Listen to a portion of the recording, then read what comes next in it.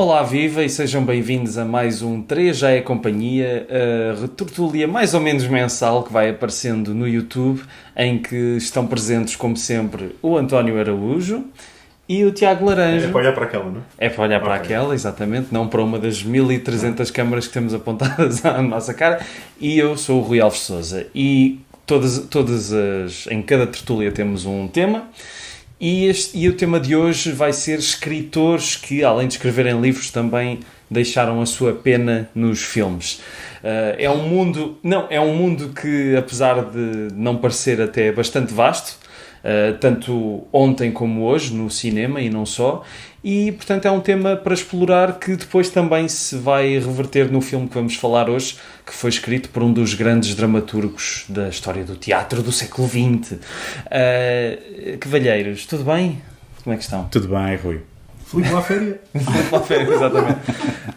Não sei com qual de vocês é que quer começar. Se calhar desta vez começava por ti, Tiago, por tu tendo mais o pendor para o argumento, não é? Ele passa a vida a escrever coisas. E foi ele que escolheu o tema, se não me engano. Não fui eu. Não, acho que fui eu. Foste tu, Rui. Acho que fui eu. Mas pronto, não faz mal. Eu é que não fui. Mas queria-te perguntar diretamente... Então sei. Olha que eu sinto-me cada vez mais um membro do público do que um participante. Mas... já te vais sentir inserido. É uma das razões pelas quais eu gosto de fazer isto convosco e já me estou a repetir, porque já disse isto no passado. Pois já. Mas é sempre bom ouvir elogios. Não, mas é um elogio, porque isto está a contribuir muito para a minha cultura cinéfila. Porque quantas vezes eu vos perguntei de que filme é que vamos falar? Porque eu não conseguia sequer decorar o título, nunca tinha ouvido falar, não conseguia registar sequer o que é que era. Ok, então, António, agora insulta-me, por favor. Não, bom, eu insulto-me depois na segunda parte, pode ser? Nós ainda não vamos a 2 minutos de gravação e isto já está a descambar. Queria-te perguntar, Tiago, se tu achas que, tendo um escritor a escrever um argumento, se há uma diferença real no produto final? Eu acho que deve ser fantástico para o escritor, porque a responsabilidade de ter uma obra dele nas mãos sai por completo. Ou seja, o produto vai acabar por ser dele, porque o nome dele está lá, mas ele está a pegar em algo que é de um colega, mas acho que tem uma liberdade muito... Ou às vezes não, pode ser um argumento original escrito por um escritor, não é? Sim, mas estou a dizer, ele pode estar a pegar numa cena de um outro escritor. Okay. Mas estou aqui a fazer a diferença de não é o... Tiago, no caso da adaptação de uma obra. Agora, o que o Rui está a dizer é que... muitas vezes há argumentos originais feitos por escritores. Agora não me estou a lembrar de nenhum, mas há. Sim, bom, mas disseste o que eu ia dizer, ou seja, às vezes o que acontece é que tens e por acaso eu tenho um exemplo que é o do Cormac McCarthy. Sim. O filme que ele fez com o Ridley Scott, que se chama O Conselheiro, que ele é um autor cujas suas obras já tinham sido adaptadas e inclusivamente penso que por ele, mas depois no caso do Conselheiro ele escreveu um argumento original para cinema diretamente. Eu acho que às vezes podem encontrar a dificuldade de não conseguir separar bem as águas e o que é válido num meio não passa tão facilmente para o outro. E às vezes há essa... E também habituarem-se a um esquema muito rígido, não é? Que é o da escrita de argumentos, que às vezes um escritor não se consegue bem. Que eu penso que era o que acontecia com o Mário Puzo, por exemplo, que todos os argumentos que entregava... Ele entregava uns calhamaços. Era calhamaços que não era exatamente aquela estrutura e aquela linguagem própria. Sim. Porque, pronto, se quisermos elencar... Isto aqui pode ser óbvio para toda a gente que nos está a ver, mas se alguém que não está muito habituado a isto não souber a diferença, nós, na escrita para cinema, e o Tiago vai-me corrigir se eu tiver a dizer alguma asneira, o que nós queremos é transmitir ideias de ação e ideias visuais. Ou seja, é um mundo exterior, não é? Certo. Enquanto que a escrita de um romance é uma escrita interior. Consegues alongar muito mais em detalhes e consegues florear muito mais a coisa. E pensamentos de personagens. Sim, claro. Enquanto que num argumento para cinema o que queremos ver é que a personagem A está a fazer algo. Não interessa as suas motivações, isso há de interessar a quem depois executa. Sim, num caso geral, e confesso que talvez aborrecido, não é um grande espaço para esticar as pernas com muitos floreados, claro. Mas claro, estou a ir ao poço do que é padrão e que por vezes também não é o exemplo a seguir. se queres algo fresco e que Sim, atinge de uma maneira diferente o público. Às vezes há relações muito especiais, por exemplo, eu estou-me a lembrar de uma coisa que não tem nada a ver com o sistema americano, que é a relação do Manuel de Oliveira com a Agostina Bessa Luís. Eu não sou Como um assim grande... não tem a ver? Não, eu não sou um grande especialista em Manuel de Oliveira nem Agostina Bessa Luís, mas eles tiveram uma relação de... eu acho que ela até chegou a escrever uma outra história de propósito para o Oliveira, mas lá está, era uma relação muito diferente e o cinema deles também era muito diferente. Porque lá está, depende de cada caso, sim. Mas sabes que às vezes é essa mesma inadaptação que consegue tornar o cinema fresco. Ou seja, tu, ao escolheres umas certas regras e se calhar teres alguma ignorância para alguns dos requisitos, entre aspas, de um cinema mais comercial, acabas por fazer obras que se destacam. Acho que o caso do David Mamet, as obras que ele conseguiu fazer, e ele é uma pessoa que sabe, mas certo que as opiniões muito vincadas dele, não políticas agora, mas vão contra a corrente do que é normal. E o cinema dele, não sendo comercial, mas não é. Caminha ali numa linha muito tenue, que é cativante e torna as obras, a maior parte delas, verdadeiramente inesquecíveis, ou pelo menos consegues aproveitar ali alguma coisa sempre. Eu acho que já vi a mesma filmografia dele toda e nunca saí de um filme com o nome de David Mamet. Ok, se calhar o Hannibal não, mas em que tenha dito isto, o que é que eu vi? Não me lembro de nada. Não, há sempre ali qualquer coisa que que fica na memória. Sim. Mas pronto, aí o talento também acho que joga as suas cartas, e o David Mamet, por amor de Deus. Eu tenho outro exemplo que foge ao nosso tema, mas que vai ao encontro do que tu estás a dizer, que tem a ver com o ignorarmos as regras para fazer algo que é diferente e fresco. Neste caso, se calhar, com mais sucesso artístico do que com sucesso comercial, que é o caso do Shane Carruth, que é o escritor e realizador do Primer. E uma figura também bastante delicada nos dias que correm. Olha, não sabia disso, não sabia. Como é que se chama o segundo filme dele? O Upstream Color. Sim. São dois filmes altamente desafiantes e altamente recompensadores para quem insistir.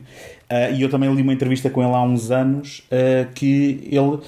O que é isso do formato? O que é isso dos diálogos ao centro? Certo. Ele aborda de uma forma que o depois vai ajudar pessoalmente a transmitir. Mas isso na página, estás a dizer o formato? Na página. A forma como ele escreve não tem nada a ver com as convenções, tem a ver com um processo dele. Mas isso, e agora se calhar vou aqui parecer um bocado... Eu não sou hater do Primer, mas... Aquele filme não funcionaria melhor em texto. É bom que não sejas. Não, mas não funcionaria melhor em texto, porque eu sinto que é só personagens a debitar informação. E isso para mim às vezes é um bocadinho... Cansativo, sim. O Primer é um filme que eu já desisti de tentar entender, mas aquilo que me cativa no filme é perceber que o filme tem e respeita uma lógica interna que é infalível. Okay? Como o David Lynch, por exemplo. Também não consegues entender, mas que... Mas para mim é diferente, porque o David Lynch está mais no domínio do onírico, sim, enquanto que aqui eu penso que ele é tão monomaníaco com aquele conceito que acredito que todas aquelas iterações, que é um filme que lida com viagem no tempo, sim, e em alturas tantas nós estamos perdidos, mas eu acredito que aquilo... cria-te uma desorientação que faz parte daquilo que é o propósito do filme e que na lógica interna do filme tudo está no sítio. Agora, o Upstream Color, por exemplo, já é um filme um bocadinho mais esotérico, talvez. Agora, sem dúvida que poderão ser apontados como filmes longe de perfeitos, mas o que me interessava aqui, na realidade, é alguém que não tem conseguido trabalhar dentro do sistema, inclusivamente entre um e outro. Ele teve um projeto durante anos que teve que desistir de o fazer, e ele, desde o Upstream Color, que já lá vão uns bons anos, nunca mais fez nada, porque não segue as normas, não é? Bem, ele agora também teve outros... Mas o que é que lhe aconteceu? Só para... acho que basicamente foi acusado pela, não sei se mulher ou ex-namorada, ex-parceira, de alguns abusos. Ok, já me arrependi de ter trazido esse exemplo, porque eu não fazia ideia. Como psicológicos. Eu não fazia ideia disso. Podemos falar do Cary Fukunaga também, que parece que é algo interessante. Não estou a brincar. Estou a brincar. Este episódio vai datar muito bem. Deixa-me só pegar em mais um exemplo de, neste caso, de um dramaturgo, posso chamar experimental, muito fora do comum, que é o Andrew Gregory. Porque estavas a dizer que muitas das vezes quando tens algo que é só informação, ou talvez com muito texto, não sei se consideras bastante cansativo. Não, calma, espera, eu não estou a dizer que me sinto burro quando as pessoas estão a falar. Eu não estou. Não, ninguém. Tu vais dar o exemplo do My Dinner with Andre, não é? Sim, e do Vanya on 42nd Street, que ainda é mais desafiante. Esse não vi, mas acho que o My Dinner with Andre, como também lida com uma abordagem muito terra a terra, não é? São duas pessoas que estão a conversar, eu acho que é mais fácil interiorizar. Agora, o problema do Primer é, tu estás num mundo, estás numa abordagem completamente diferente do que já viste antes, tens de perceber tudo o que se está a passar. E se não perceberes alguma coisa, chapéu, já foste. Eu não me importo, acho que eu gosto do desafio. Tu apanhas um comboio e estás ali, será que eu vou conseguir? Eu acredito que se voltar a ver o filme vou perceber coisas que não percebi, ou se calhar não, mas a questão é que, pronto, não é, se todos os filmes fossem assim, claro, acho que seria aborrecido. Sim, mas eles resultam porque todos os filmes não são assim. Sim. Aquele é por isso é que é especial. E agora eu estou mesmo, enquanto estou a dizer isto, estou-me a lembrar do Vanya on 42nd Street, que é, acho. Tu viste há pouco tempo, sim, eu não vi. Há pouco tempo. É basicamente, eles estavam a fazer uns ensaios do Vanya do Chekhov num teatro que, entretanto, foi assim que o filme acabou, foi renovado e comprado pela Disney. Isto na mítica 42nd Street. E basicamente o filme é o Louis Malle a seguir os ensaios destas personagens. Elas não são fictícias, são eles mesmos, não é? O Andrew Gregory é o Andrew Gregory. E tu demoras um bocadinho, porque o filme simplesmente entra derrompante. Nem perde muito tempo em saber quem são os atores. Aliás, ele joga com a ilusão de tu não saberes onde é que começa a vida daquelas pessoas e qual é que é a peça que tu estás a ver. Sim, mas isso não faz confusão nenhuma. O problema é que o Primer está muito concentrado nos diálogos, pura e simplesmente. Tu tiras os diálogos e nem percebes que aquilo é um filme sobre viagens do tempo, não é? Parece que são pessoas a conversar só. E a questão é essa, não tendo mais nada e tu tendo a tua concentração de estar somente nos diálogos, isso para mim é um bocado um turn-off. Mas não estou a dizer por mal, eu acho que o filme não é mau, pelo amor de Deus. Só que, sim, mas pronto, não me cativa. Nos últimos desenvolvimentos é melhor deixarmos o Shane Carruth e falar de autores que escreveram argumentos. Mas para, até o David Mamet diz que um filme tem de resultar sem som. Mas aqui até é engraçado estarmos a falar disto, porque o próximo exemplo que eu queria falar... O próximo exemplo que eu queria falar é de uma pessoa cujos livros tu também nunca percebes bem para onde é que vão, que é o Raymond Chandler. O Raymond Chandler foi escritor, escreveu os livros do Philip Marlowe e além disso também de vez em quando foi guionista, às vezes com resultados melhores do que outros, como no caso do Double Indemnity, que ele escreveu para o Billy Wilder, mas como adaptando o James Gunn. Exatamente, mas como o próprio Billy Wilder diz, se um argumentista não trabalhou mais do que uma vez comigo é porque a coisa não correu bem. E de facto, o Raymond Chandler como argumentista estava longe de ser o ideal para os estúdios de Hollywood, porque era um tipo muito preguiçoso, com aspas muito grandes, não cumpria os prazos, escrevia as coisas à medida que a história lhe estava a fluir na cabeça, e isso até se vê mais no caso do The Blue Dahlia, que é um filme que às tantas aquilo não faz... o filme já perdeu o mote há muito tempo. Mas tu também, ou estás com o filme e já seguiste o filme com o rumo, ou ficaste... Sim, mas nesse caso nota-se mesmo que houve ali uma preguiça de escrita e de repente o filme ficou sem nada para dizer.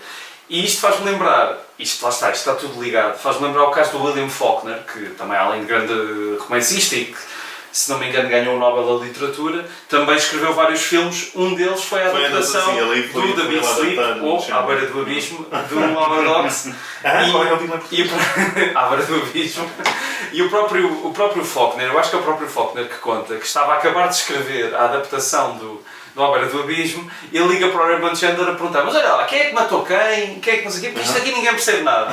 Nem eu. E o Raymond Chandler diz: nem eu. E a questão é essa, pronto, lá está. Mas a experiência de ler uma história do Raymond Chandler ou de ver o À Beira do Abismo, que é um filme também que já muita gente me disse que é confuso, e é um filme confuso. Não o teu podcast, mas Sim, o meu podcast também é muito confuso.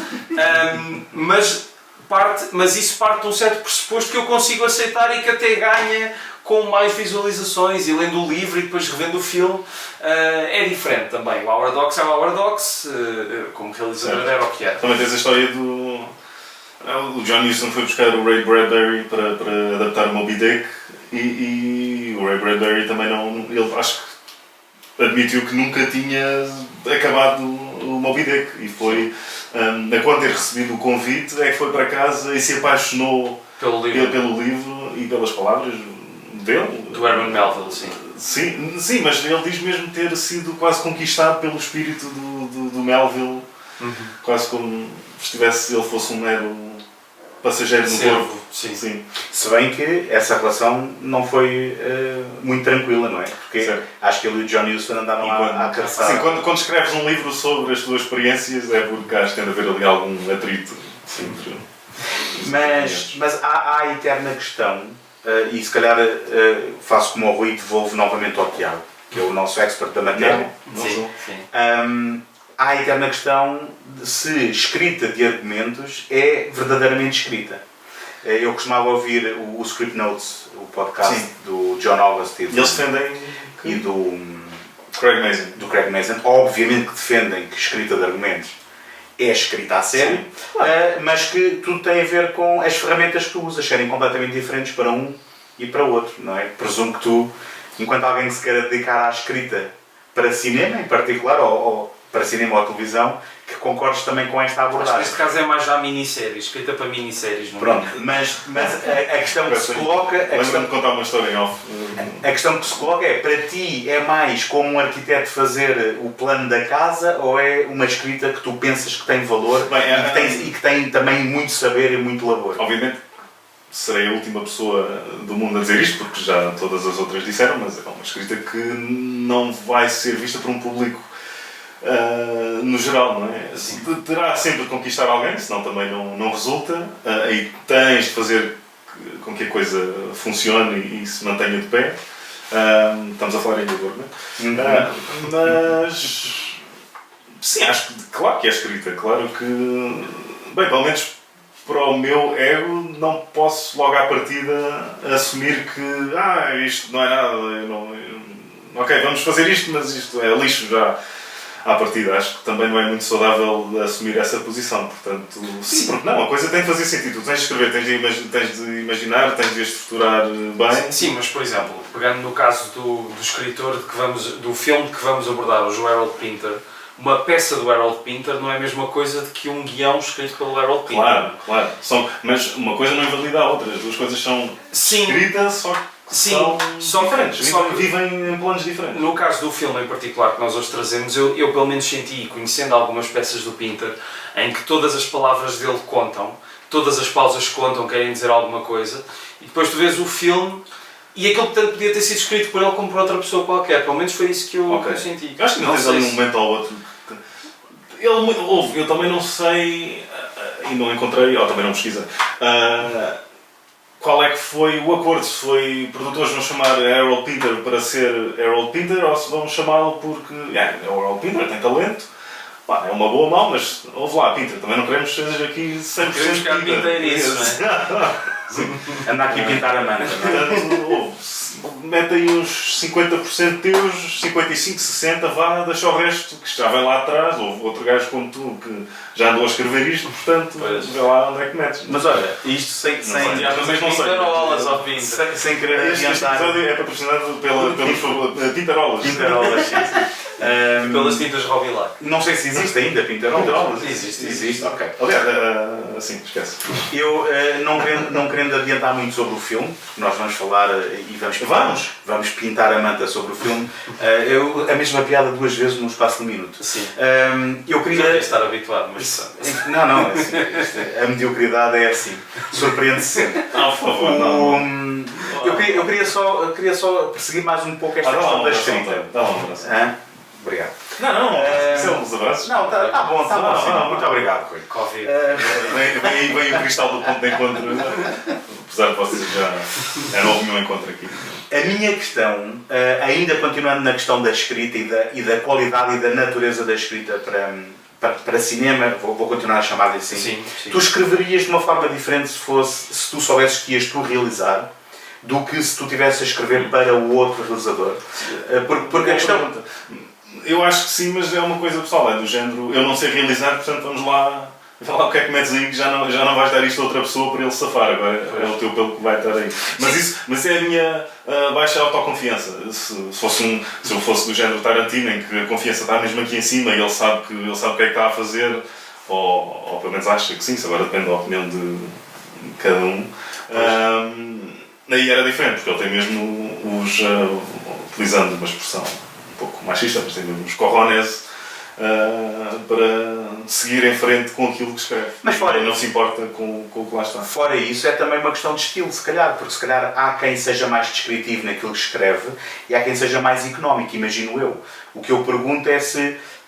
por acaso agora estou a entrar aqui num ponto em que estou mesmo muito interessado no processo, porque é uma coisa que sempre me fascina no que diz respeito a cinema, que é... tu, por exemplo, no teu estilo pessoal, sentes que tens a necessidade de realizar o filme na tua cabeça enquanto estás a escrevê-lo e a transmitir que assim deve ser no papel, ou deixas muita margem de manobra para quem vai pegar na coisa? Não, eu gosto de não escrever demasiado, porque acho que aí já estou a roubar trabalho às outras pessoas, mas gosto de visualmente guiar quem está a ler e tentar puxar isso com algumas descrições. Mas nunca, penso eu, nunca sufocar aquilo que depois vai tirar criatividade. Não vou estar a tirar trabalho ao diretor de arte, ou seja, deixar essas pessoas também terem alguma liberdade para criar, é bem importante. Mas é curioso porque no caso destes autores de romances que depois têm de fazer a transição para a escrita neste formato, eles devem ter que combater muito aquele instinto de ser descritivos e de pôr lá muita coisa, imagino eu, não sei se alguma vez leste algum guião escrito por um autor. Se eu for ler, sei lá, o Taxi Driver de Paul Schrader, em 1970 e tal, seria mais aceitável tu escreveres blocos de texto gigantes na tua página. E penso que é alguém que ainda hoje deve fazer isso. Se um argumento com essa mesma dimensão neste momento, acho que pode assustar quem o vai ler, do género ok, este escritor...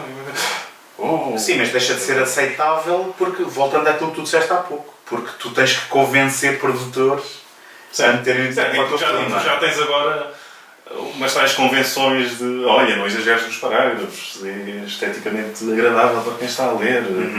Mas isso eu até não concordo, mas percebo. Pronto, era isto que queria dizer. Não, o que é engraçado, por exemplo, no caso do teatro, e isto foi uma coisa que eu também só comecei a perceber com o tempo, é que eu sempre achei que o teatro tinha de ser mais descritivo do que o cinema, porque parte de um pressuposto que pode ser mais difícil de malear, ou seja, tipo, tu tens um palco, mas tens de indicar o que é que queres nesse palco. Mas há muitos dramaturgos que não fazem isso. E no caso do Harold Pinter, por acaso, não, as peças que eu me estou a lembrar dele são muito curtinhas, mas ele não dá indicações de nada. E lá está, ou seja, porquê? Porque depois onde o dramaturgo se centra mais é nas palavras e nas pausas e isso. E eu acho que isso é muito interessante e tenho a pena.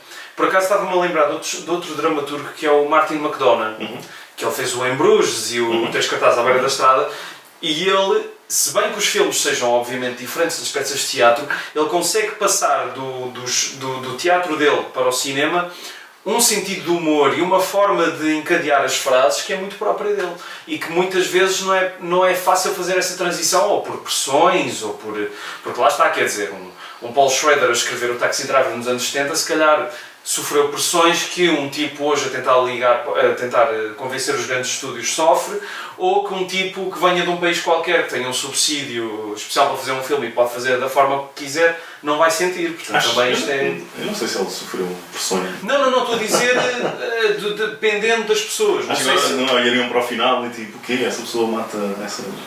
Não, está bem, mas estou a dizer é que mesmo assim, está bem, eu estava a dizer é que pode ter sofrido pressões, mas não foram as mesmas e não é em quantidade, pode ter sofrido uma pressãozinha. Estou a dizer estava a tentar dizer é que não dá para comparar as experiências e os contextos sim. e etc. Pronto. É bem, eu disse isto para tentar dizer que o que tu escreves, ou que tu escrevias em 1970 e maneiras de escrever um argumento, de certa forma não é a mesma. É porque a coisa tem de ser boa Sim, mas nos anos 70 também eram os malucos que estavam a gerir o manicômio, não é? Certo. E aí também, Exatamente. lá está, a pressão seria sempre diferente. E também mesmo era o Martin assim- Scorsese que se calhar Sim. tinha a liberdade para dizer o que é que era e o que é que não era. Mas mesmo assim também acho que há um bocado aquela ideia feita de que ok, o cinema dos anos 70 tinha coisas que hoje em dia seriam impossíveis, tudo bem, mas também tinha os seus Claro. blockbusters, tinha o Taking of the Pelham 1, 2, 3, tinha o Tubarão, etc. O blockbuster- O blockbuster moderno nasceu nos anos 70, não é? Grande filme. Sim, não, é um ótimo filme. Sim. É um excelente filme, não é nada contra. Estava a dizer é que também tinha os seus, e provavelmente, se calhar, nesses filmes, mais de blockbuster e mais comerciais, também não permitiam certas coisas. Se calhar, não sei. Estou aqui Acho que a rédea é sempre um conjecturar. bocadinho Mais solta. É porque tu hoje consegues tirar da cartola um filme dos anos 70 que se calhar ficou esquecido no tempo, mas na altura era um grande, ou tinha essa pretensão de ser um grande blockbuster, e vês lá coisas e meu Deus, meteram Sim. isto aqui, isto é um filme supostamente para toda a gente. Sim. Mas quando se fala em criatividade, Acho que o filtro era diferente. Sim. quando se fala em criatividade, também não se pode descartar blockbusters, porque Não. há blockbusters que também são feitos com muito saber, e é engraçado, no âmbito do tema que estamos a falar, um dos últimos blockbusters de super-heróis, que se calhar é responsável por tudo aquilo que nós estamos a viver hoje em dia, e por esta enxurrada, mas o Spider-Man 2, do Sam Raimi, tem também... Vais buscar quem escreveu? Tens na sua escrita o Michael Chambon, não é? Não, Também- o Alvin Sargent. Bem, o Alvin Sargent acho que colaborou na escrita dos três, do Spider-Man 1 ao 3. E com ele tens o Michael Chambon, que também é um um autor de E tens romances. outro, o Jazz Butterworth, que escreveu o Skyfall. E ele é um dramaturgo também, e com peças bastante desafiantes. Como é que essa pessoa depois escreve o Skyfall, não sei. Honestamente. Bom, porque aí já estás a entrar no domínio de... voltando ao Spider-Man 2, estás a falar de um estúdio a deixar ainda os artistas a fazer aquilo que fazem. Mas e o caso Enquanto também- no Skyfall estás a falar de uma produtora oleada, não é? A gerir os seus bens, que é completamente Sei lá, diferente. Mas também o Pinter escrever o Quiller Memorandum, a adaptar o Quiller Memorandum, também é um filme de estúdio, Sim. a ir na onda dos peões. Sim, mas da altura. os espiões dos anos 60 não é a mesma coisa que fazes um blockbuster de Não, eu James não tô- Bond nos anos 2000. Para a altura, talvez sim, porque estavas A nível de orçamento, não. Não, porque estes filmes também querem ser o anti-Bond. Pois. Ok. E conseguem. Continuando neste tema de dramaturgos que também são escritores, voltamos outra vez à nossa vítima de hoje, o Harold Pinter. Vocês conheciam alguma coisa dele de cinema ou de teatro antes deste filme ou não? Não olhes para mim, por favor. Acho que por acaso o trabalho dele enquanto mercenário é mais familiar Do que a obra do que dele os de teatro? clássicos. Pô, é que ele Desculpa, enquanto quê? Mercenário? Sim, porque ele tem umas... Ele fez o remake do Autópsia de um Crime, do Slough. Ok. A Que é versão do Anthony original... Sheffer. O Anthony Sheffer, a versão original tem o Laurence Olivier e o Michael Caine, e nesta nova tem o Michael Caine a fazer o papel que era do Laurence Olivier E o e o Jude Jude Law Law a fazer o papel que era do Michael Caine. Mas isso originalmente é uma peça? É uma peça, depois foi adaptada. Tá, Mas filme? dele? Não, do Anthony Sheffer. Anthony Sheffer é um dramaturgo. Sim. Fez, Ok, estou- Não, o Peter Sheffer fez Peter o Eccles. Sheffer, sim, o Amadeus. Ok, Sim. eles são irmãos e eu confundo sempre os Ok. filmes. Sim, mas são dramaturgos, sim. E, Ó, Sr. professor, isto sai no teste. não, mas é engraçado dizeres mercenário porque de facto uma pessoa vê a carreira dele como dramaturgo, que é muito séria, muito premiada e não sei o quê, tem peças ótimas, e depois a carreira dele como argumentista é assim muito... Altos e baixos. Yeah. Mas fala um Acho que bocadinho sobre isso. o nome dele ficou-me na cabeça quando era mais novo, porque vi o tal filme que nós estávamos a falar há pouco, em privado, o Comfort of Strangers do Paul Schrader. Paul Schrader. Ele alguma vez falou sobre isso, como é que o Harold Pinter foi parar aí? De certeza que falou, Pois. mas não sei. Não sabe. Mas não sei porquê. Acho que esse filme até está na Criterion agora, não está? Sim, pois está. Pois. Pois está. Eu apanhei no Correio da Manhã. Também eu. Pronto. Que é um bom jogo de seduções. Tem um ambiente muito particular esse filme, acho que vale a pena. Estavas a falar da tua casa agora. Não, isso é completamente o oposto. É um congelador de emoções sexuais. Nada. Espera, isso quer dizer que as coisas sobrevivem? Não. É uma frieza. Mas, ok, eu estou-me a perder, mas o Pinter, enquanto argumentista, não tem nenhum filme digno de nota, de Não, destaque. acabei de dizer um. Eu acho que este é... Seria... Mas tem, claro, o Miracle Worker do Arthur Penn. Não vi. Não, mas tem uma carreira mas muito porque o sinuosa. Mercenário, ainda estou a tentar processar aqui a informação do Mercenário no sentido de fazer, de escrever argumentos para projetos em que ele é contratado simplesmente e que não tem propriamente um investimento pessoal, é isso? Sim, porque não está a adaptar nada dele. São obras de outras pessoas. Mas a toda a hora pessoas adaptam coisas que não são delas e não são mercenários por causa Sim, mas disso. por exemplo, no caso do filme de hoje, eu não acredito que ele tenha adaptado aquilo com o maior gosto do mundo. Sim, eu também não acredito porque eu vi o filme, mas...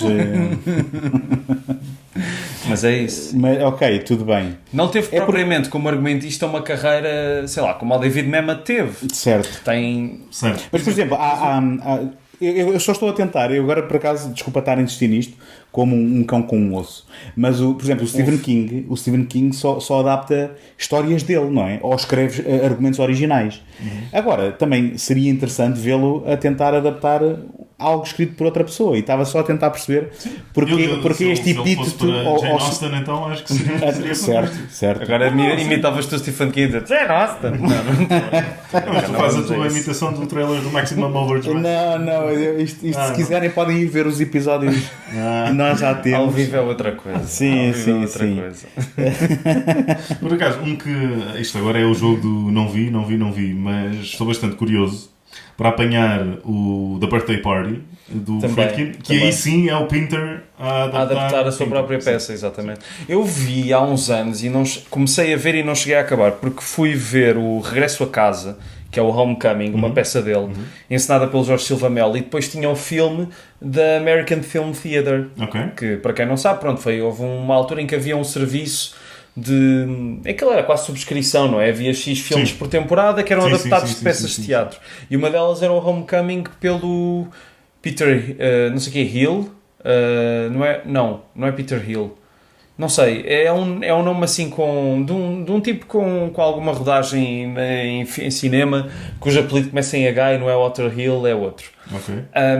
E comecei a ver essa adaptação e não acabei e tive pena porque me pareceu bastante bem conseguida e não sei se ele teve alguma mão naquilo, porque é uma peça muito, para filme então é muito densa. Bem, sei que ele depois também há um filme do Jerry Schatzberg com o Jason Roberts que se chama Reunion, que também é baseado numa obra do Pinter, que também, pronto, aí ele sofreu o destino oposto. Foi alguém a pegar em algo dele, e até seria interessante fazer esse exercício, comparar,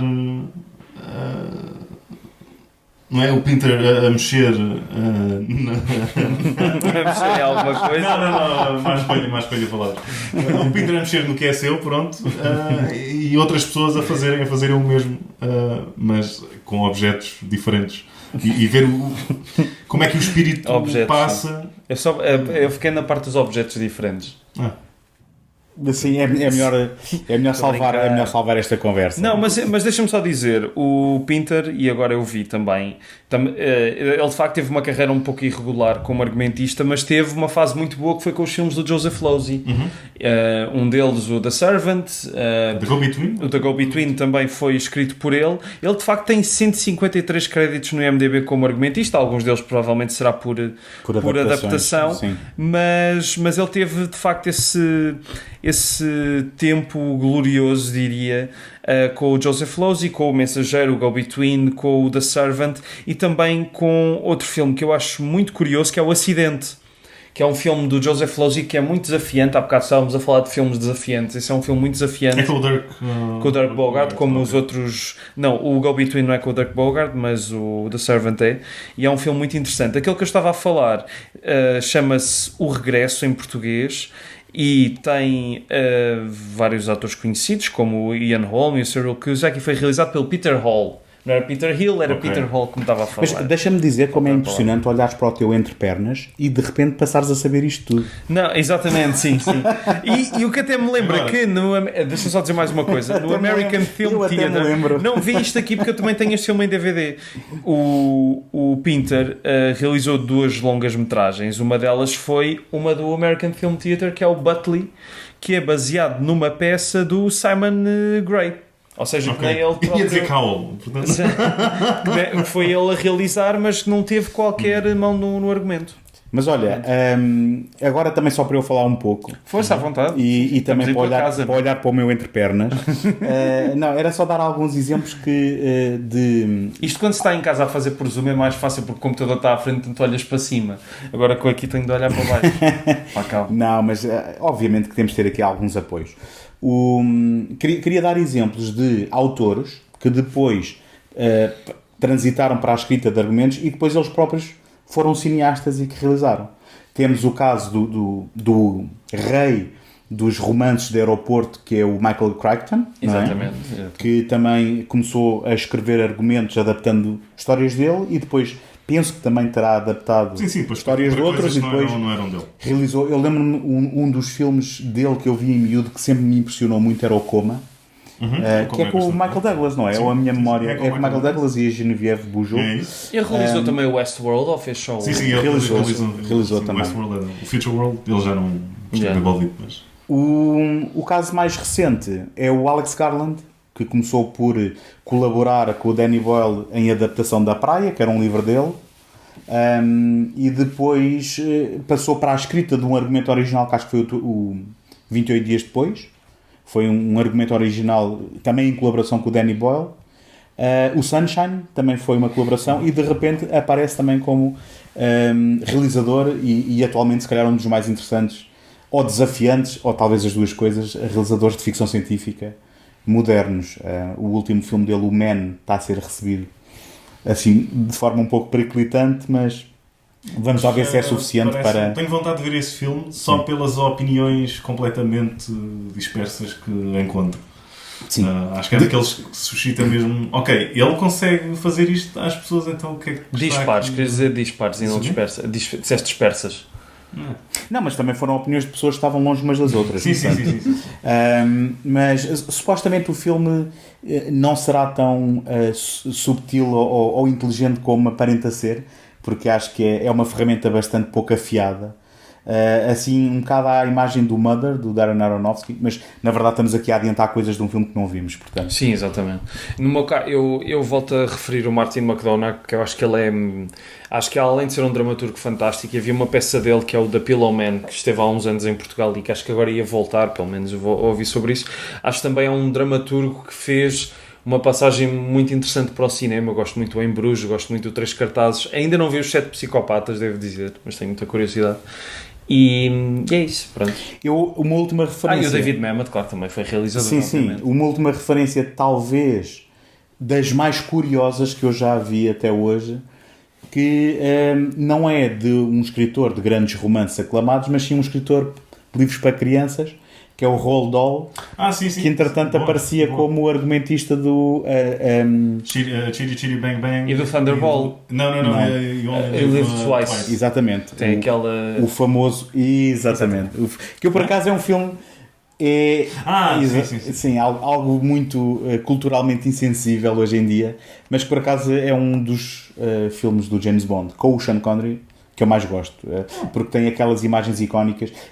Muitos dos meus gostos têm a ver com as coisas que eu vi em miúdo e que aquela imagem icónica de um satélite a ser comido por... Mas sentes muita influência do Ken Adam nesse filme, porque Será um dos primeiros exemplos, quer dizer, o primeiro tinha sido o Dr. No, mas um dos exemplos mais emblemáticos daquilo que é aquele quartel o covil do vilão. Sim. E também deu-nos a visão do Blofeld que ficou para todas as paródias do Blofeld com o gatinho, não é? Portanto, é um filme icónico por mais que uma razão. Sim. Exatamente. Mas e a nível do cinema português? Porque eu há pouco tempo, e também pegando numa pessoa de que já falámos neste episódio, o Sr. Jorge Silva, tu viste o filme dele e... Vi o filme dele, sim. Ok, e queres contar...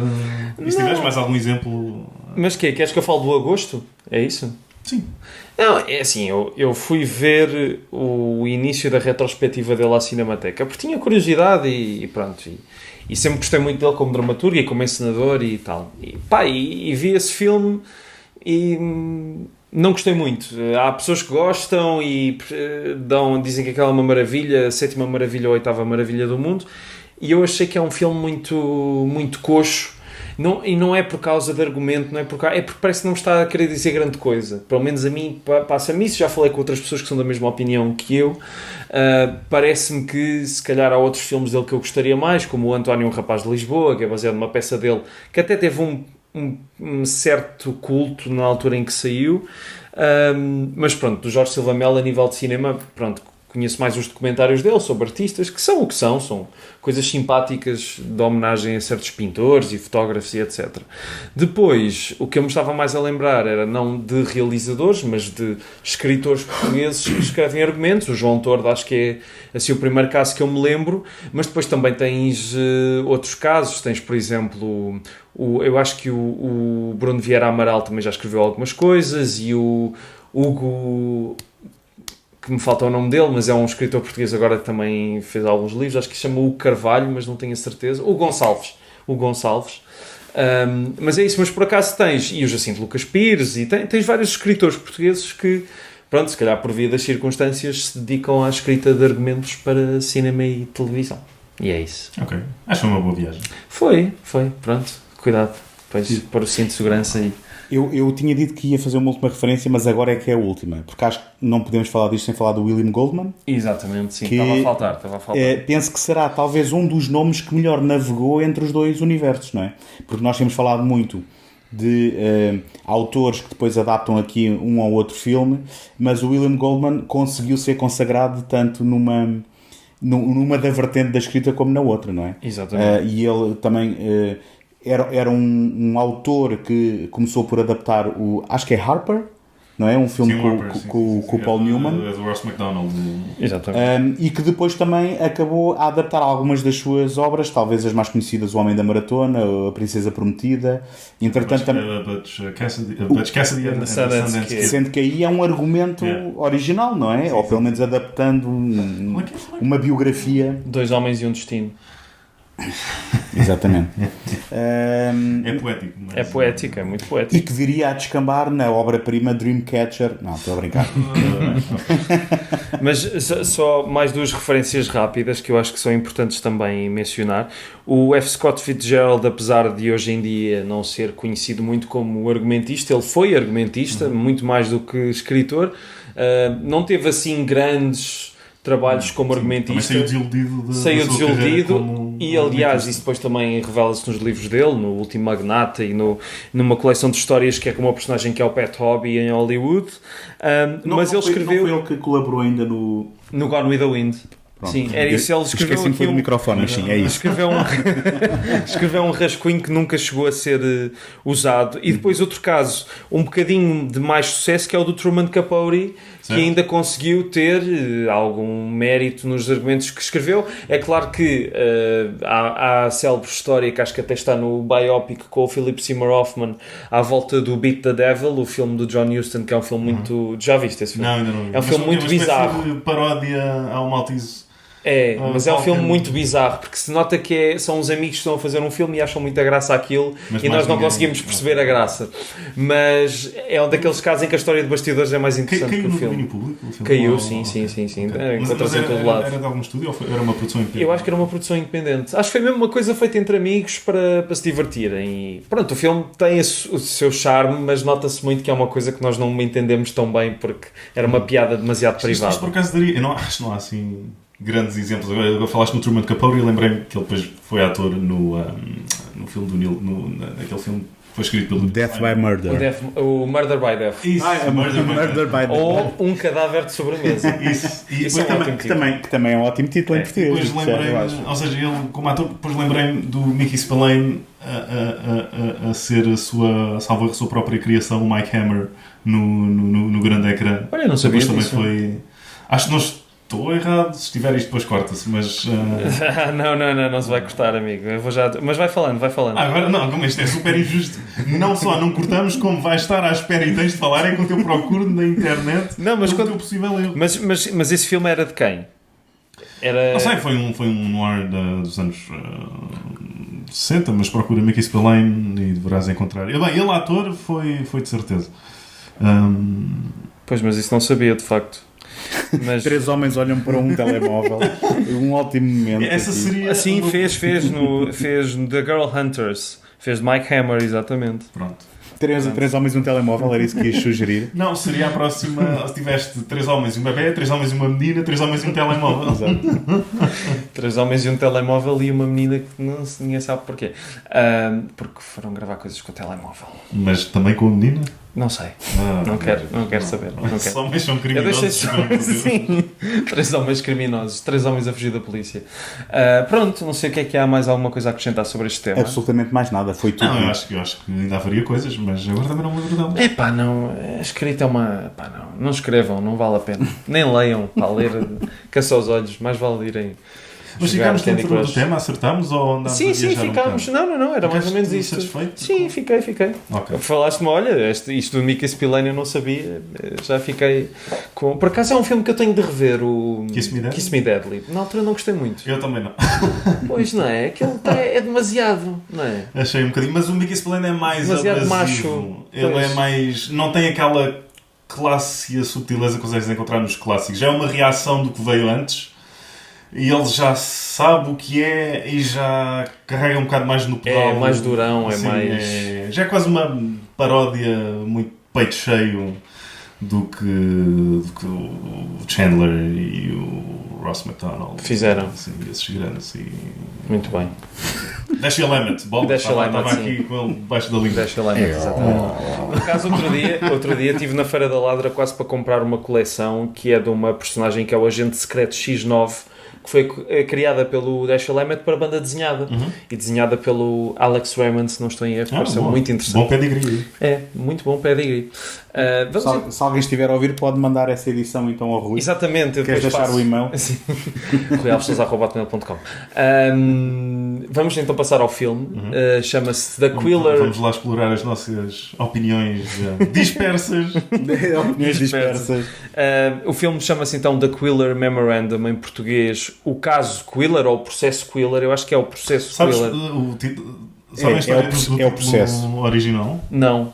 Que era suposto ser The Berlin Memorandum, mas como o filme Funeral in Berlin Já tinha saído estava a na ser altura. rodado, não, estava a ser rodado ao mesmo tempo.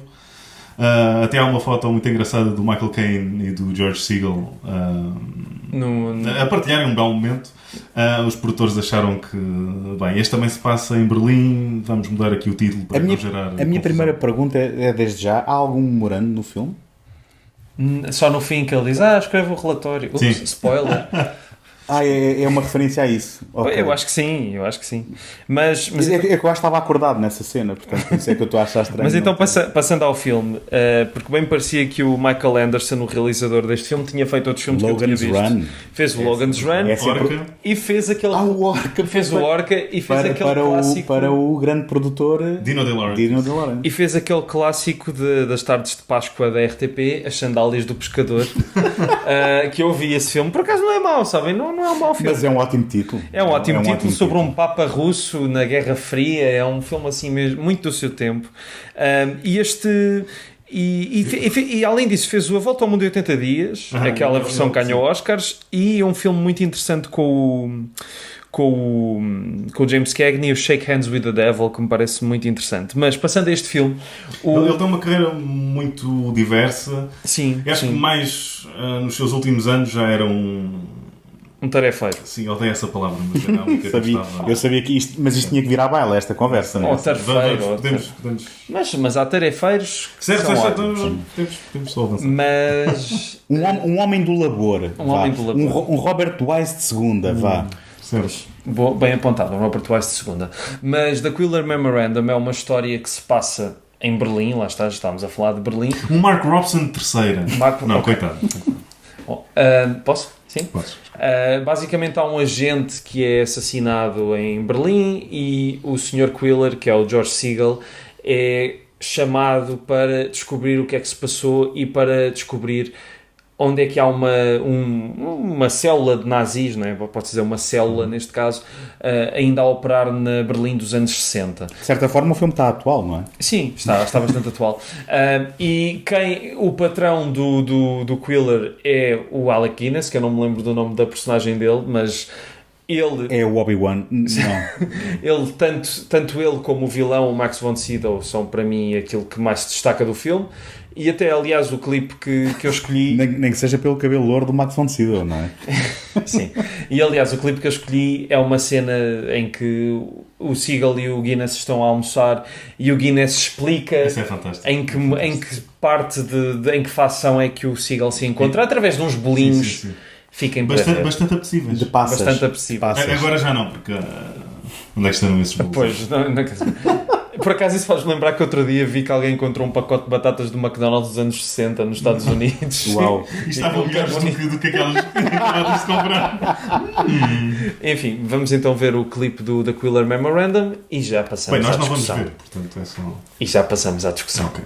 There are two opposing armies drawn up on the field, but there's a heavy fog. They can't see each other. Or they want to, of course, very much.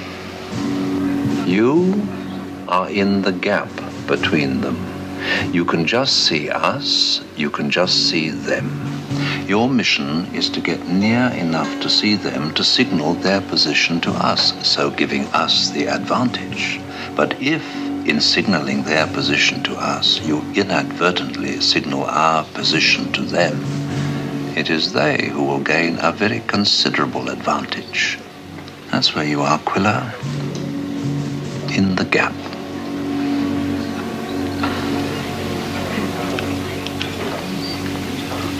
The Quiller Memorandum, portanto, de Michael Anderson, o processo Quiller.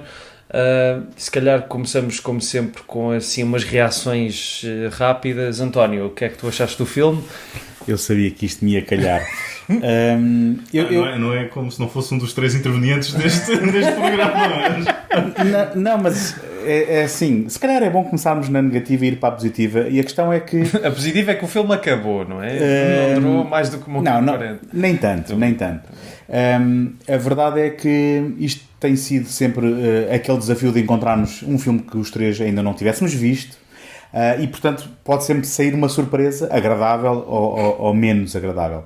E a verdade é que eu estava a ver este filme e agora estou a tentar ser sério, não estou a tentar fazer piada. Estava a ver este filme e estava a questionar até o meu próprio gosto cinéfilo, ou se por acaso aconteceria chegar aqui e vocês terem adorado, porque para ser... Estavas a questionar isso só pela possibilidade de nós os dois termos uma opinião diferente da tua. Mas não é uma questão de opinião, era se me estava a escapar qualquer coisa. Estás a perceber? Eu senti isso com o Primer, mas pronto, lá está. Agora aqui, neste caso, a grande verdade é que eu achei o filme, o termo técnico acho que é um pastelão. Um pastelão. Basicamente foi aquilo que eu achei. Bem, esta cena que vimos tem pastéis, não é? Bom, sim, ou aquilo são mais muffins, acho eu, ou qualquer coisa parecida, com passas. Mas a verdade é que quando o filme começou fiquei entusiasmado. Porreiro, um filme de espionagem, pós-Segunda Guerra, ainda estamos aqui a tentar procurar algumas células nazis, mas que agora estão a tentar reinventar-se. Um agente americano com um George Segal, George Segal, que eu já agora partilho convosco. O George Segal para mim é sempre aquele tipo do olha quem fala, porque foi onde eu o conheci. Pronto, eu sei que a tua reação seria sempre essa, mas a verdade é que eu, quando conheci o George Segal, era aquele antagonista no Olha Quem Fala, que obviamente a Kirstie Alley tinha que acabar com o John Travolta, e então é engraçado que eu depois, sempre que o vejo, é a primeira memória que vem, olha, lá está aquele tipo do Olha Quem Fala, sei que agora estou a provocar, e ele é muito mais do que isso. Eu acho que nunca tinha visto um filme com ele em que ele é tão novo. E estava entusiasmado. Quando o filme começa, estava entusiasmado. A verdade, não será de todo a melhor experiência George Segal. Sim, pois, acredito que não seja. A questão é que não é aquela questão de passar-se muito ou pouco, porque narrativamente às vezes pode-se passar pouco, mas na forma como é encenado, exatamente, pode ser altamente dramático. Tem mesmo a ver com a forma como as coisas se foram desenvolvendo. Eu acho que só senti algum sangue a pulsar naquela cena da... Quando me diste atenção. quando realmente dei por mim desmaiado no chão e tive que medir atenção. Não. Que teve quase a acontecer. Mas na cena da garagem, em que temos ali uma longa sequência sem diálogos, porque estamos a segui-lo, a tentar safar-se de quem o persegue, e depois ele encontra uma bomba no carro, enfim, spoilers. E então ele engendra ali um plano um bocado O está no Facebook já. Não, estava a ver.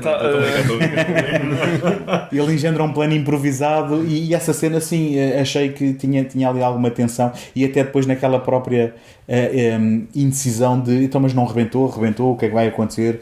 E ali senti que o filme ganhava alguma vida. Fora isso, foi sempre um prazer ver atores aparecerem como o Max von Sydow, o Alec Guinness, a personagem feminina. Eu infelizmente não sei o nome dela e não a conheço, mas foi acho que as prestações não são o que... A Senta Berger. Pronto, obrigado. Não são o que puxam o filme para baixo, mas penso que a direção é... invariavelmente muito pouco interessante, e eu penso que se calhar até é capaz de estar mais na direção do que propriamente na escrita, mas se calhar isto pode ser um bom tema de debate, não é? Deixa-me só dizer que eu não sabia que o George Segal entrou no Cable Guy, só agora tive Bom, também nunca vi. E entrou no Quem Tem Medo de Virginia Woolf, aí sim ele está muito bem. Ele nessa altura... sim, já o tinha visto aí mais novo, é verdade. Por acaso, ele nessa altura tem uma ligação com o Ben Stiller, não só com o The Cable Guy, mas com o Flirting with Disaster, que é do David O. Russell, em que o Ben Stiller, que é uma ótima comédia, o Ben Stiller e a Patricia Arquette são um casal, e ele é acho que é o pai do Ben Stiller? Não tenho certeza. Mas pronto, uma coisa, o Cable Guy foi realizado pelo Ben Stiller, uma coisa puxou a outra. E a tua opinião deste filme? Eu gostei bastante, eu pensava que ias... Não, pensavas que ia crescendo. Sim, acho que em termos... Não, vai, depois vem para aqui. Vai tudo sempre, todos os caminhos vêm dar a Roma. Ok. Roma Alves. Que vives na Avenida de Roma. Mas fez sentido, boa, não foi de propósito. Não, mas continua, já não vamos revelar mais detalhes sobre a minha porta vida. E aí o andar. Mas é uma avenida grande. Está bem, Tiago, anda. Eu gosto bastante do George Segal. Faço-te uma recomendação, António, já que sei que és fã de Star Wars. Para... O que é que tu te rires de vez? Não sei. Já que és fã de Star Wars. Queria dizer, caga no George Segal e vai ver Star Wars, homem. Não. Fiquei intrigado. Não. Exato. Vai ver Star Wars, meu bandalho. Skyward.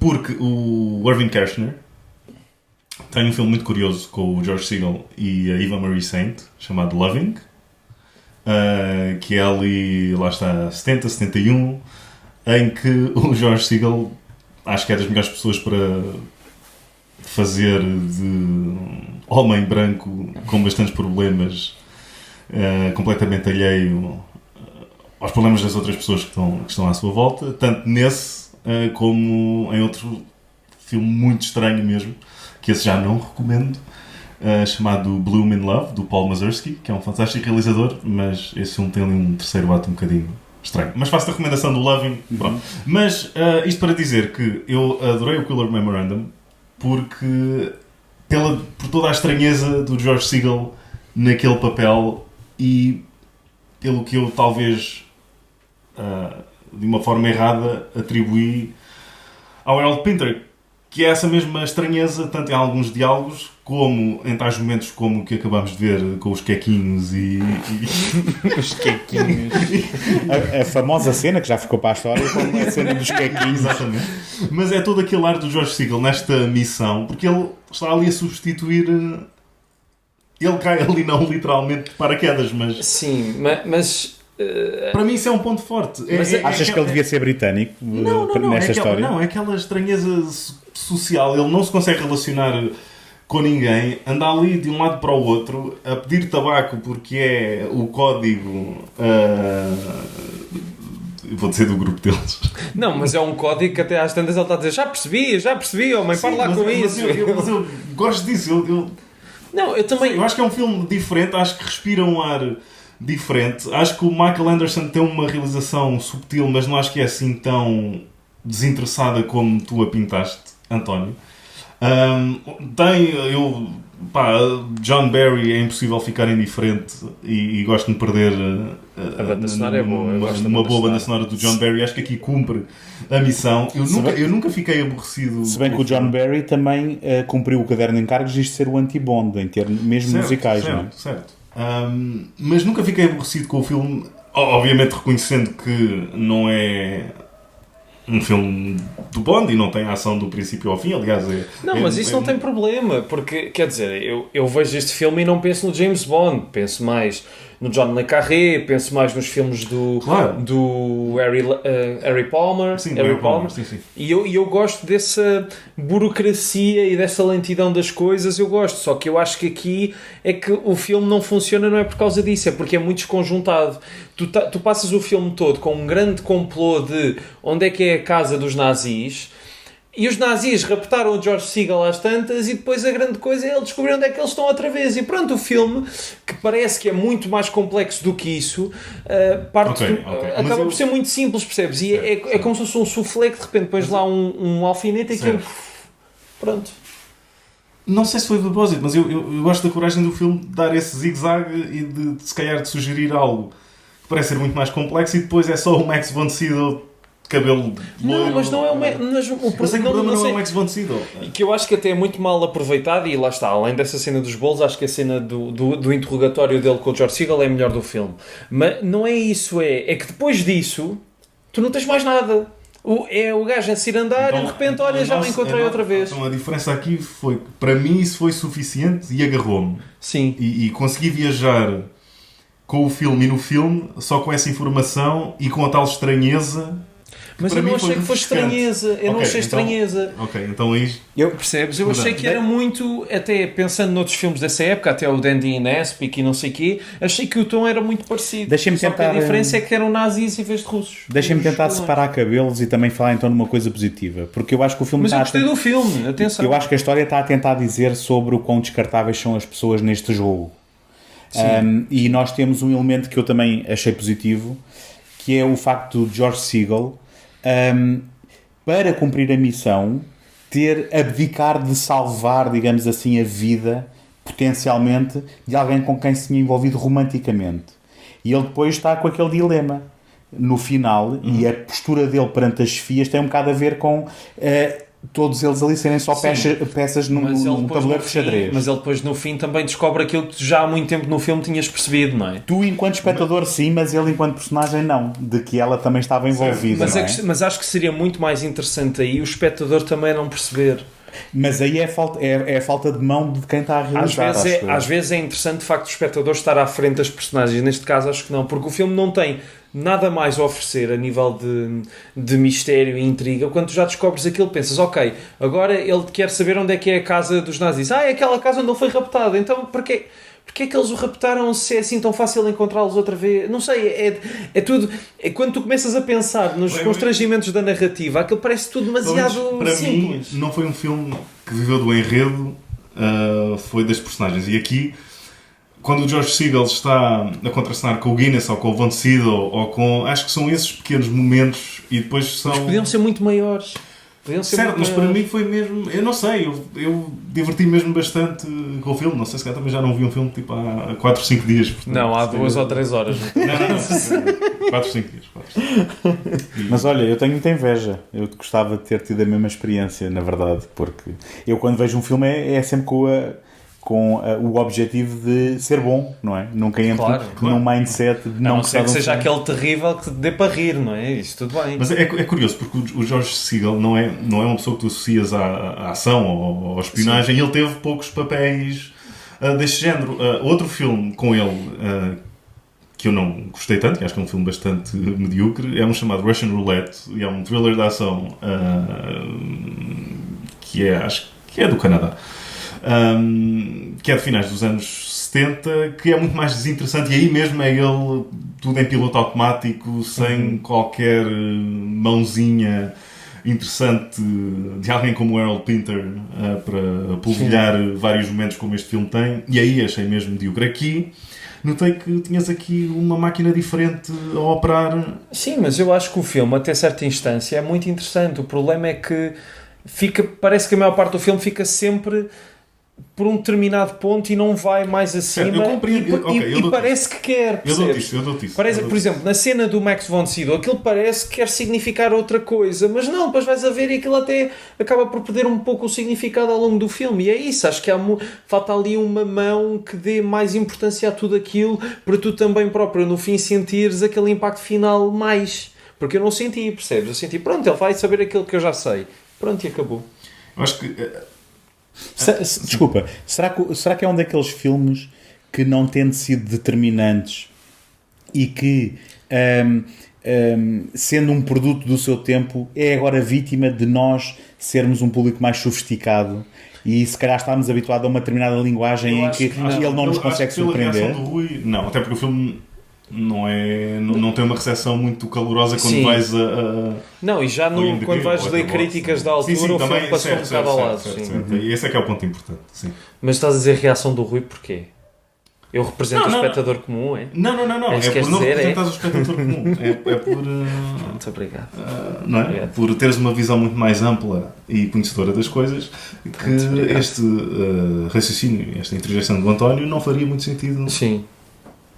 Sim, foi quase um Druby. Não, mas eu só tenho pena, porque eu estava a gostar do filme e há momentos que eu acho que são fascinantes, mas depois o filme parece para-arranca, e eu acho que não é culpa nem do argumento, nem dos atores, é mesmo de montagem, provavelmente, ou se calhar o filme não agradou a quem pagou e pediram para mudar, e depois no fim ficou um bocado amorfo em algumas partes. Okay. Eu nunca senti que o filme... Lá está, mas prendeu o meu interesse, portanto, para mim o filme nunca morreu. Houve sempre ali um pulsar... Assim mesmo, não é? Bem, certo. E não apropriado para crianças, não te esqueças de pôr lá. Mas podem meter aqui uns pixels depois, não há É só um punho. O que é que vocês estão a imaginar? É só um punho. Mas ias a dizer... aquela expressão do George Segal, quase de indiferença, eu não sei, indiferença e confusão, eu não sei o que é que estou aqui a fazer. Eu achei mesmo fascinante e completamente atípica de um filme deste. É quase como se ele tivesse vindo de um filme diferente e parou ali. E ok, então o que é que eu estou aqui a fazer? E, ok, somos. E porquê é que todos falam alemão? Sim. Mas, curiosamente, mais tarde no filme ele revela as suas qualidades, não é? Porque essa cena do carro e da bomba, ele aí já revela alguma destreza e experiência com aquilo que está a fazer. Sim, não é propriamente uma pessoa ele não é que um ali paraquedas. não é um leigo. Ao princípio parece que sim, mas depois até por como ele, pela maneira que ele questiona as pessoas e onde vai e onde o filme o leva, acho que revela ali outras nuances da personagem. Portanto, eu gostei mais do filme do que você. Não, eu gosto muito de filmes desta época e da primeira vez que eu ouvi falar deste filme foi há 4 ou 5 anos. Fiquei sempre com muita curiosidade de o ver, porque para já adoro o título, acho que é um título que fica e o póster é incrível. O título não fica nada, que eu esqueci 3 ou 4 vezes depois de me dizerem qual era o filme. Mas é um título tão fora que ficou-me na memória. E depois eu tive dificuldade com ele, não sei o que é. Não é o póster do filme, mas a capa do Blu-ray, que eu acho que é incrível, que tem vê-se a cara do George Segal, parece assim em pedra. Mas é o póster original ou não? Não sei, acho que no Letterboxd está outro. Okay. E sempre tive muita curiosidade e gosto muito de filmes de espionagem desta época, gosto muito de John le Carré, etc. Acho é que, pronto, podia ter ido um bocado mais acima do que foi. Eu percebo, mas perdoo. Eu absolvo. Não tens de perdoar, não. Portanto, basicamente vão por conta e risco, não é? Exatamente. Porque daqui as opiniões variam muito. Compreendo, não seja para todos, não é... Não digas isso, não é para todos. Não será? Porquê? Qual é o filme que é para todos? Só para termos o contraponto. Não. Bem, O Avatar? este não é de certeza. Olha, o Avatar não é para mim. Por acaso é um bom exemplo de... Enfim. O Avatar, 4 quadrantes, não é? eu E se nunca, calhar fica para outro episódio. eu nunca acabei de ver o Avatar, por acaso. Mas foi porque, pronto, foi apanhando na TVI Ok. em 4x3. Bem, também não foi a melhor... Foi em 4x3? Sim, passava. Ainda em 2010 ainda passavam filmes na TVI em 4x3. E o Avatar? Viste 2/3 do pecado que viste 2/3. Isso é a experiência mais de velha guarda que me lembro, pelo menos relacionada com o Avatar, não sei. TVI 4x3, um filme que... Queres saber melhor ainda? Lembro-me uma vez estar com a minha mãe e estarmos à noite a ver televisão e estar a dar o Inglourious Basterds na TVI e era retalhado em 4x3, mas quando a meio do filme chega uma daquelas cenas em que eles cortam como é que se diz? O escalpo a alguém, aí eles punham as barras, porque lá está, se eles se esticassem, se fosse só 4x3 não vias nada, se calhar vias só um olho. Pronto, é isso. Isso faz-me lembrar a edição em VHS do Cabo do Medo, que também na cena em que ele contrata a uns rufias para baterem no Max Cady e depois esconde-se atrás de um caixote de lixo, pela forma como o Scorsese tinha enquadrado a cena, as barras apareciam a meio de um pan and scan, porque senão não conseguias ver a cena. Ok. Exatamente. Então, resumindo, para mim, George Segal, fantástico. John Barry, meu Deus, mais uma... A banda sonora é muito boa, sim. E a Max von Sydow, Alec Guinness, ok, sim, teria... Tenho tanta pena que o Alec Guinness tenha tão pouco tempo no filme. É que tenho mesmo pena. Eu adoro. Pronto. Não sei, gostei do pequeno, do pouco que vi, do pequeno Alec Guinness que vi no filme do Manal que apareceu lá. Já viste o Kind Hearts and Coronets? Não. 8 vidas por um título. Não, ainda não. Recomendo a É aquele em que ele tem uma espada com assim, um sabre de luz. Não é. Bolas. Não, mas esse vale a pena ver. Ele faz 8 papéis diferentes. Isso. O filme em português chama-se 8 vidas por um título. Acho que tu me tinhas falado recentemente giro desse filme. Tinhas ficado impressionado. Muito giro. Pronto. Sim. Pronto, se calhar. Não, lembrei-me de qual é que foi o outro filme que eu vi, que era um ator a fazer, e depois lembrei-me, mas do filme não era especial, que é com o Tony Randall, é o filme do Fu Manchu, com o Tony Randall, mas não achei o filme, que é realizado pelo George Pell, eu acho que sim. George Pell, George Segal, não sei se eles alguma vez fizeram... Está relacionado. Sem dúvida, era exatamente isso que eu estava a pensar. Just trivia. Em que blockbuster é que o Tony Randall dá a voz a uma personagem? Ui? No Gremlins 2, ele dá a voz a um dos Gremlins. Aquele Gremlin mais intelectual é a voz do Tony Muito Randall. bem. Pronto. Ok. É mais trivia de Tony Randall. Sempre a aprender. Era um dos momentos que eu gostava mais quando vi o Gremlins 2 em miúdo, era quando aparecia aquele Gremlin a falar muito bem. Pronto, muito coloquialmente, enfim. Então, do Michael Anderson, eu vi o Orca. E o Logan's Run. E os Sandálias do Pescador. António, mais algum? Não vi a Volta ao Mundo em 80 dias ainda. As minhas referências são... Bem, eu sou capaz de ter visto esse em miúdo, mas recordação zero. O Logan's Run foi um filme de ficção científica que eu lembro-me de ver em miúdo e ter ficado muito impressionado. Mas lembro logo na altura de ter ficado com a ideia de que estava ali um bom conceito e que este era um ótimo filme para ser feito agora.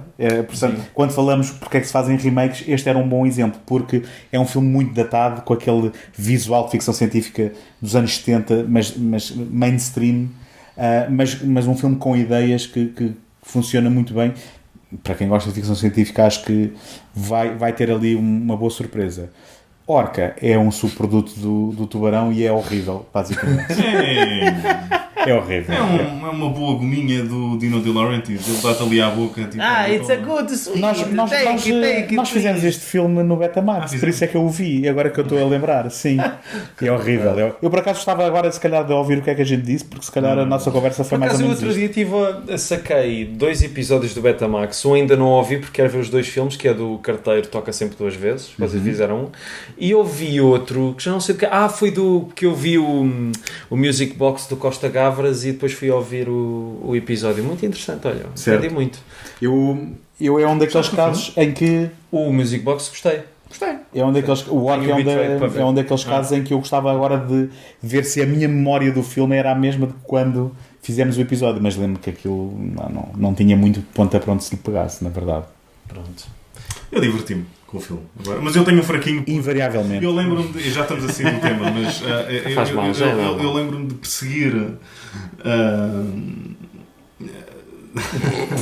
Quem vai ser daí? Não, o DVD do King Kong de 76, do Dino De Laurentiis, assombrava-me porque não conseguia encontrar o DVD em lado nenhum. E consegui no Media Market quando era miúdo, não foi tipo ontem. Sim, mas mesmo que tenha sido em miúdo, fico muito feliz por ti. Sim. Pronto, então se calhar fechamos, não é? Não, havia aqui mais qualquer coisa. Há bocado estava mesmo na ponta da língua e Agora já não. Não, mas. Bom. Fazemos um PS se te lembrares. É isso, exatamente. Bolas, onde é quando isto acontece? Bom, que é Dino De Laurentiis, George Segal, Alec Ainda por Guinness. cima sob pressão. Orca, piranha, tubarão. Não. Bom, despedimos então. Se calhar, entretanto, o Tiago lembra-se enquanto estão a despedir. Despedimos então, voltamos mais ou menos daqui a um mês. Não se esqueçam de fazer like, bater o sininho e coisas assim. E pronto, e o Tiago agora vai ficar a tentar lembrar-se do que é que se tinha esquecido. Mas pronto. Não sei se queres promover alguma coisa, António, dos teus lados. Quem quiser pode encontrar agora o segundo take no YouTube. Basta procurar o canal Segundo Take. Já temos aqui um youtuber em ascensão. Sim, assim, em força. Isto está a ser um sucesso, pelo menos de bairro. Portanto, se quiserem dar uma força, façam isso, subscrevam também, esmaguem o sininho, essas coisas todas. Pronto. Pranchas e balões às terças-feiras às 8 na Antena 1. Tiago. Podem me encontrar em casa. De roupão? Não. Não me lembro. Não faz mal. Go with the flow. Tá tudo bem. Não sei se ele estava com o chapéu na outra parte. Estava. Em termos de continuidade. Sim, até porque isto não houve sobressalto nenhum nesta gravação. Nada. Correu tudo bem. Mas pronto. Até à próxima. Tchau.